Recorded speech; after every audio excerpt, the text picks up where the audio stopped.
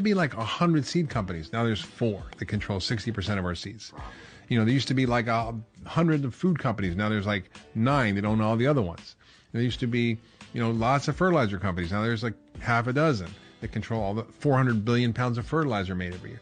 So there's a big consolidation, and they have enormous power. I mean, it's a $15 trillion industry. It's the number 1 business sector in the world. It's about 17% of our global economy, and it's controlled by a few dozen CEOs that are, committed to protecting their shareholder value and selling more stuff. I mean, the way Coca-Cola makes more money is selling more Coke.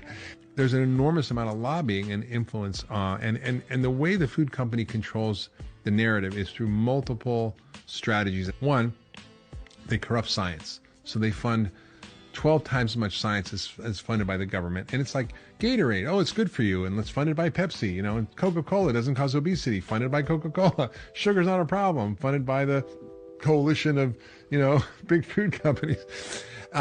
It co-ops scientists in different ways by funding their professional associations, the American Heart Association, the American Diabetes Association, Academy Nutrition Dietetics.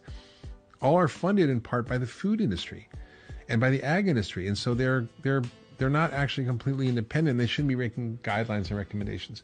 And then you have front groups that they create to confuse the public, like the American Council on Science and Health, which essentially says that GMO is fine, that pesticides are not harmful, that smoking is okay, and high fructose corn syrup is good for you. I mean, it's kind of almost ridiculous, but they present themselves as this independent group. When you look at who's funding them, it's all big food.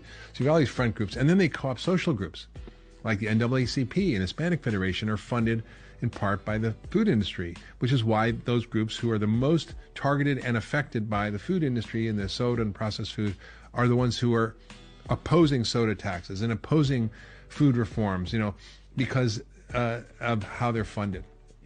Now, where I spoke once, I was with Bernice King, Martin Luther King's daughter, in Atlanta, and I wanted to present this movie Fed Up at the King Center, which was all about how sugar and food was causing all this obesity in kids and stuff. And she was all into it.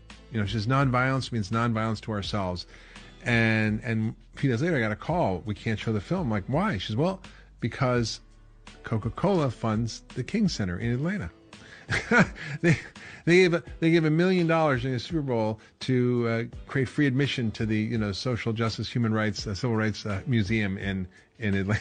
It's like they know what they're doing. And then on top of that, there's 187 lobbyists for every member of Congress. So they control science, they control public health groups, they control social groups, they fund research, and they control politics. So 187 lobbyists from every member of Congress. Just on the anti-GMO labeling law, they fought that, and it was $192 million in 1 year that these companies spent to oppose that one piece of legislation. They spent $500 million on the Farm Bill, 600 lobby groups. I mean, they have so much power. And I remember sitting on a boat with a senator this summer, and in a sailboat, and we had 2 hours just chat. And I started laying all this out for him, and he was like, his jaw was open. He just didn't understand this because he doesn't get educated by people like me. He gets educated by the food industry. It's like pharma companies. They educate doctors on, I call it continuing pharmaceutical education instead of medical education. So this is why we have this problem.